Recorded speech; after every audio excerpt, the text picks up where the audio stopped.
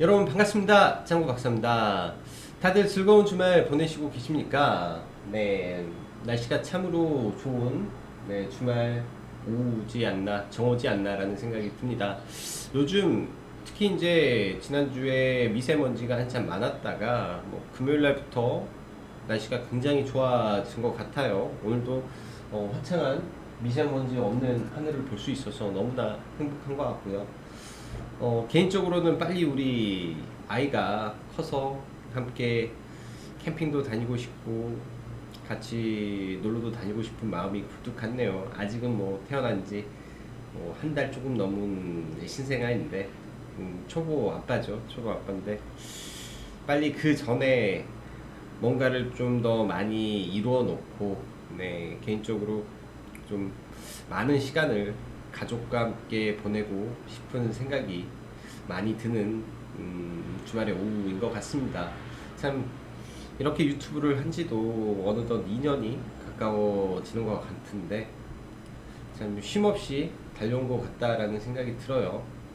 나중에 코로나가 좀 정상화되고 사람의 통행이 자유로워지면서 다시금 해외여행을 갈 수 있을 때가 된다면 지금 생각은 한 반년 정도를 계획해서 좀 애가 크면 학교 들어가기 전에 세계 일주를 한번 해볼까라는 생각이 좀 듭니다. 참 서론이 길었네요. 자, 바로 시황 들어가도록 하겠습니다. 자, 지난주 금요일 국내 증시 장 초반 미국장의 하락 여파로 인해 사실 개파락 출발을 했는데 굉장히 빠른 속도로 하락폭을 축소해 나가면서 약소하지만 상승 마감을 좀 했습니다.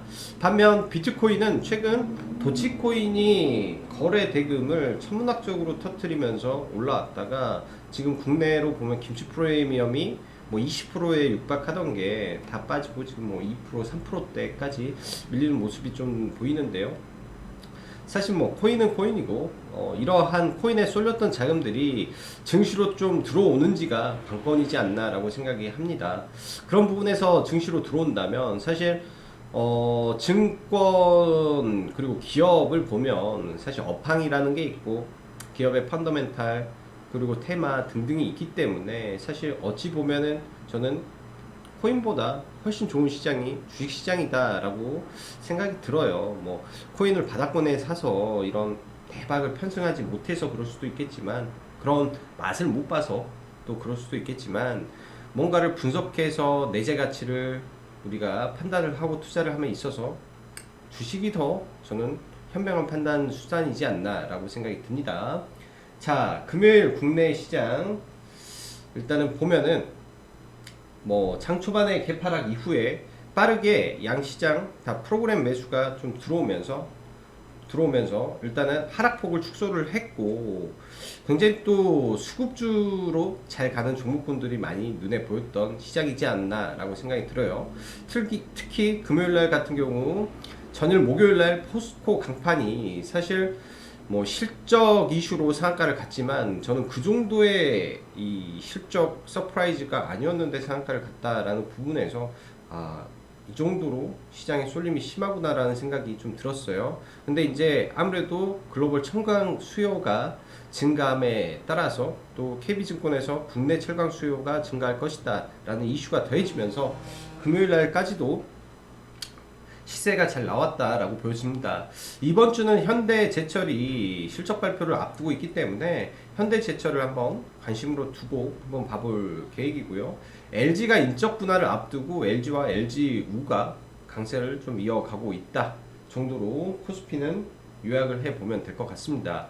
증시는 현재 이렇게 보면은 부익부 빈익빈 장세 좀 지속되고 있지 않나라고 보여지는데요. 즉 IT 반도체 섹터도 신고가 가는 종목은 계속 신고가를 치고 가고 있고 2차 전지도 신고가 가는 종목은 계속 치고 가버리는 주도주 썰림 현상이 굉장히 심합니다. 즉 못 가는 종목은 죽어도 못 가는 그리고 기간 외인 수급 장세 속에 테마 장세가 섞여 있는 시장의 흐름이라 수급주는 수급주 논리로 가는 종목을 보는 게 맞는 거고 세력주는 세력주로 대응해야 되는 약간 까다로운 시장이기도 하지 않나 생각이 들어요. 즉 수급주는 여러분들이 들고 있는 뭐 예를 들면 원익 QNC라든지 뭐 한미 반도체라든지 뭐 끝도 없이 가는 이 수급의 연속성이 보인다는 종목군들은 고점에서 대량 거래가 터지기 전까지는 일단은 홀딩하고 가는 게 최고의 방법이지 않나 생각이 들어요. 사실 중간에 들어가기가 굉장히 난해하거든요. 아무리 이 주식시장의 경험이 풍부하고 한다 하더라도 쉽게 못 들어갑니다. 기관이야 뭐 펀드 물량이라든지 자체 자금이 아니기 때문에 계획적으로 계속 들어가는 물량으로 가지만은 개인 투자자가 중간에 따라잡아서 계속 간다. 사실 전부 다 단타 성격이 강하고 횡보할 때 들어가야 되는데 그러지 못한다면 사실 매매하기 어렵죠. 그래서 보유하시고 계신 분들은 그 수익 극대화를 최대한 많이 하시는 게 좋겠다라고 보여져요. 자, 금요일 미 증시 전일 목요일 이 증세 이슈로 인해서 하락한 부분들 이 경제지표 호조 이슈가 맞물리면서 2007년 이후 최고로 발표되며 즉 제조 PMI가 2007년 이후 최고 지수로 발표되면서 3대 진수가 상승 반전을 했습니다. 나스닥도 추세를 다시 살려놓으며 전일 나온 증세 이슈에 대한 하락 부분을 대부분 회복하며 반등에 성공했다라는 점은 상당히 긍정적으로 일단은 봐야 될 것 같고, 근데 이제 우리나라 시장을 보면요, 나스닥이 빠졌을 때 오히려 반등을 시키고 미국이 상승을 하면 전강 후 약을 만들 수도 있기 때문에 월요일날 시가에 일단은 조심하면서 시장을 또 보는 관점도 필요할 거예요. 매번 이 기관 투자자가 지금 기관과 외인이 끌고 가는 장세이기 때문에 그들 자체 포지션이 변하는 거를 시시각각 우리가 알 수가 없습니다. 근데 패턴이라는 게 거의 비슷하게 흘러간다라는 게 제가 보기에는 맞는 것 같아요. 최근에도 계속 그랬고, 미 증시가 갭상승을 해서 크게 상승을 하면 국내 증시 또한 장 초반에 갭상승 이후에 급격하게 수급으로 밀어버리는 현상이 자주 발생하기 때문에 월요일날 시장이 갭상승한다면 일단은 주의하면서 저가를 만드는지, 그리고 프로그램 매도가 지속적으로 나오는지를 체크를 하고 시장을 보시는 게 좋겠다라고 보여집니다. 자, 전일 소개해드렸던 LG 디스플레이, 제가 볼 때는 이 시가총액 기준으로 10조를 기준을 잡으면 좋을 것 같다라는 생각이 들어요. 일단 패널값 지속 상승과 실적 이슈가 있고 아직 실적 발표를 하지 않았기 때문에 실적 발표 시즌에 맞춰서 고가를 만들 가능성이 좀 있고요. 자, 바이든발 기후회의 관련해서 상대적으로 시장에 부각을 크게 받지 못했습니다. 왜? 이미 예를 들면은 CS 윈드라든지 뭐 그린 케미칼이겠죠. 고점을 만들고 단기적으로 이 급락이 나오는 이 시점에서 매물이 상당히 많이 쌓였을 가능성이 높아요. 기대감을 올렸다가 이 시장의 테마가 이쪽으로 안 간다라는 걸 보고 다 던졌기 때문에 다시 이쪽 섹터가 가기는 어렵죠. 자, 지난주 국내 증시를 보면 사실 코로나 백신에 의한 시장이었고, 이 코로나 백신 관련된, 그러니까 코로나 백신 노이즈로 인해서 시장이 움직였고, 이 시작부터 끝까지 모두 스푸트니크 V 관련주가 시장을 주도하면서 올랐습니다. 일단 모든 시장의 이목을 집중시키면서 고점에서 거래가 터졌고, 이화전기는 이번 주 4월 30일 날 감자가 진행이 되죠. 그래서 거래 정지가 됩니다. 또 이아이드와 이트로는 고점에서 12 물량을 또 대량 발행했다라는 점이 고점을 형성할 가능성이 굉장히 지금은 높아 보인다라고 보여집니다. 즉 이제는 투자에 각별히 주의를 해야 될 것 같고, 신규는 들어가면 안 되죠. 단타도 안 칠 생각입니다. 단타도 보지 않을 생각이에요. 투자에 각별한 주의가 필요하다. 반면 휴원스 글로벌 컨소시엄 관련주들은 이번에 올라갈 때 사실 좀 못 올라갔죠. 오히려 좀 눌림을 좀 지켜보는 게 어떨까라고 생각이 들어요. 굉장히 많은 자금이 들어왔는데 시가총액 기준으로는 휴원스 글로벌보다 휴메딕스가 시가총액 기준이 조금 더 나을 것 같고, 단기 과열이 지금 진행이 되고 있기 때문에 하루 이틀간 진행이 되고 있기 때문에 단기 과열이 끝나고 난 뒤에 이런 구간에서 내려오면 한번 관심을 가져보면 좋지 않겠냐라고 보여집니다. 굉장히 강한 종목군들이고 굉장히 강하게 치고 갔던 종목군들이 휴원스 글로벌보다도 한국 코러스에 집중이 되면서 다소 소외되지 않았나라고 생각이 들고요.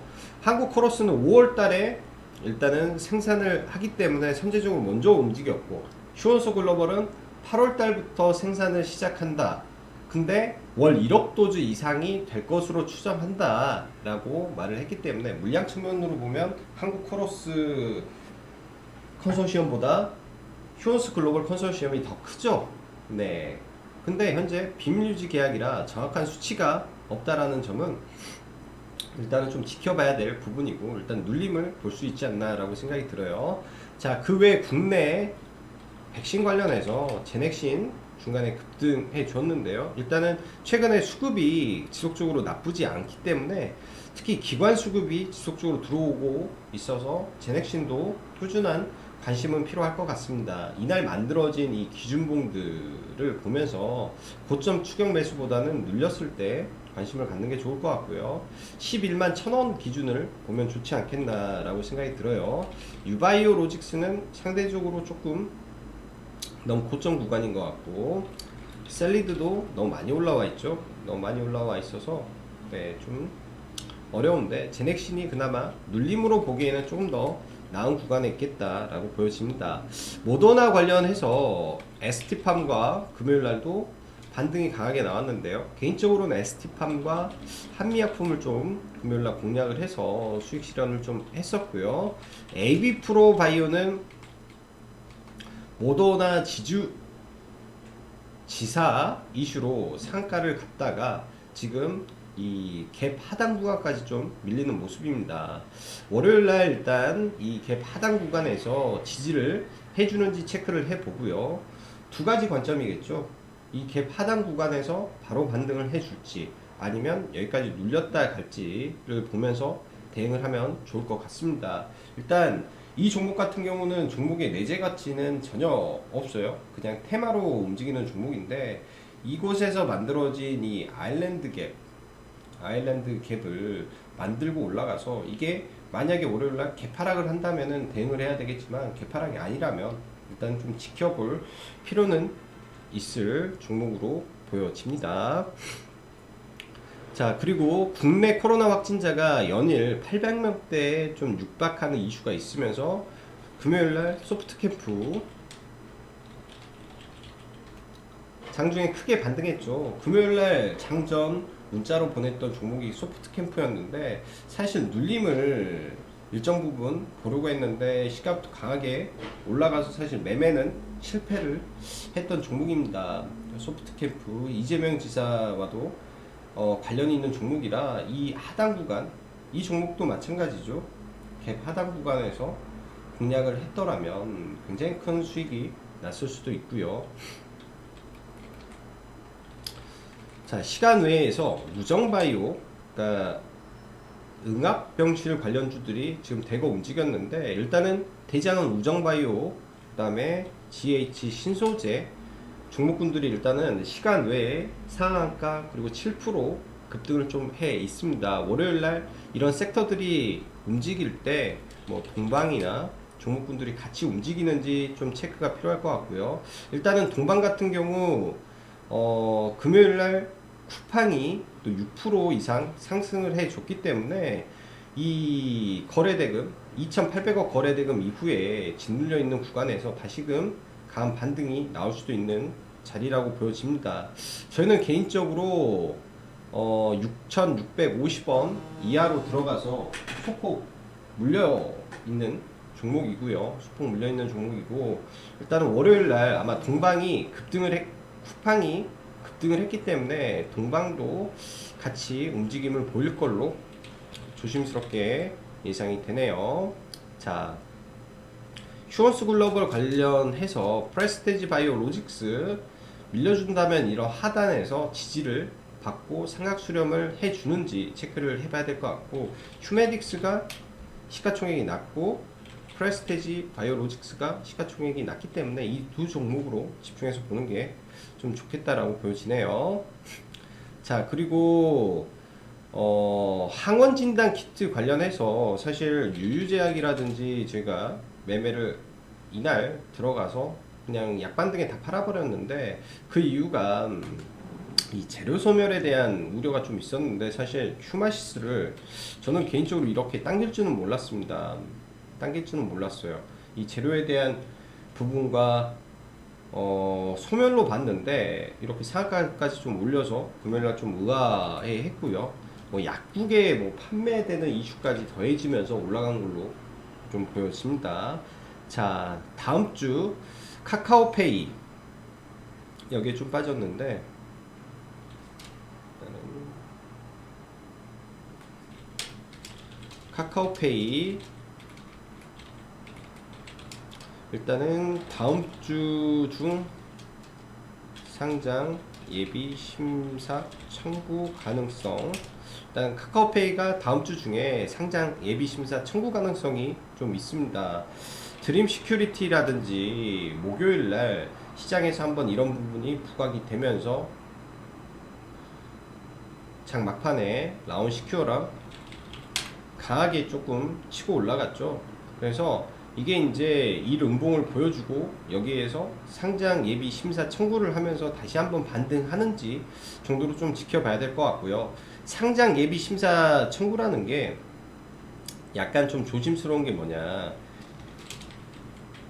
상장 예비 심사 청구는 단기 고점입니다. 물리면 안 되는 자리가 맞다. 절대적으로 단기로 끝내야 된다 라고 보시면 될 것 같아요. 이거 관련해서 앞으로 저는 이제 5월달 6월달 한 6월달 정도부터는 IPO 관련해서 카카오뱅크와 크래프톤 관련 종목군들을 볼 예정인데, 제가 카페에다가 간단하게 글을 하나 올려놨어요. 이제 과거 뭐 TPC의 일정을 제가 전부 다 정리를 했고, 어떤 순서로 급등을 했는지 이걸 보시면서 한번 개개인이 찾아보시면 좋을 것 같고요. 사실 이런 부분을 디테일하게 공부를 해 놓느냐 아니냐가 나중에 종목을 대응하는데 아주 큰 도움이 될 것 같습니다.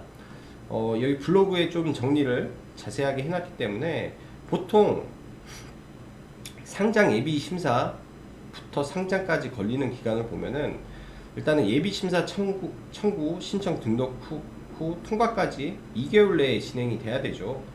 앞으로 카카오뱅크와 크래프톤은 이미 신청을 했기 때문에 4월 8일과 4월 15일 날 신청을 했기 때문에 2개월 내면 뭐 대충 봤을 때 6월 달부터 움직임이 많습니다. 그래서 그런 부분을 생각을 해야 될 것 같고요. 대창과 뭐 대성창투를 보더라도 고점이에요. 신청한 날이 이날 4월 8일 날 시간 외에서 신청하고 단기 고점이죠. 고점 상투죠. 아주 IB도 4월 8일 날 해서 4월 9일 날 고점 돼버린 거죠. 이렇듯 신청이 고점이 됩니다. 신청에 대한 기대감이 주가를 올리고요. 그렇기 때문에 뭐 한국전자 인증 관련주들 한번 보시면서 다음 주 어떤 흐름을 보이는지 한번 체크가 필요할 것 같아요. 저희도 보면서 대응을 할 거지 미리미리 들어가서 대응은 하지 않을 가능성이 높다라고 다시 한번 말씀드립니다. 자, 금요일날 장중에 KPX 생명과학이 또 강하게 좀 치고 올라갔는데, 좀 개인적으로는 좀 많이 아쉬운 게 목표 주가를 기존에 12,500원을 잡고 강하게 좀 치고 올라가서 목표 주가를 좀 올렸더니 매도 대응을 좀 못해서 수익을 대부분 좀 까먹고 있는 것 같습니다. 이 종목 같은 경우는 다시 밀릴 가능성도 있으나, 일단 화이자 관련해서 주말에 2천만 회를 추가, 화이자 주말 계약 이슈가 있기 때문에 이런 부분이 다시 한번 대한과학과 일신바이오, KPX 생명과학을 한 번 더 들어주는지 그러면 일부 정리를 해볼까 생각합니다. 이 점 참고하시면 좋을 것 같고요. 자, 이번 주는 또 IPO 대여가 공모처에 들어가죠. 네, 무조건 하시기 바랍니다. 현금 있고 여유 되시면 있는 돈 다 때려 박아도 저는 좋을 것 같기 때문에 이런 종목군들 보시면서 대응하시면 좋을 것 같네요. 자, 이번 주는 사실 시장에 뭐 메가톤급 이슈가 주말 사이에 나온 게 많이 없어서 일단 조금 더 보면서 저녁 라이브 때 한 번 더 체크하면 좋을 것 같네요. 자, 남은 주말 즐겁게 보내시고 또 다음 한 주 돈 많이 버는 주간 되시기 바랍니다. 자, 그럼 오늘은 여기까지 이장구 박사였습니다. 감사합니다.